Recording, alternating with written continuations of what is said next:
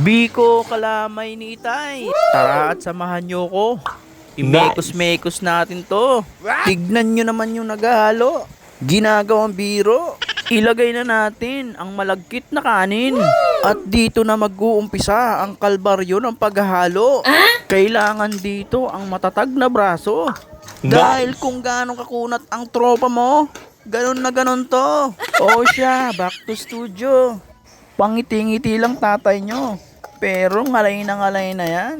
Dahil lang pagluluto nito, para ka rin nakipagdigmaan. Kaya kailangan enjoy lang. Na parang sa pagod, di ka tinatablan.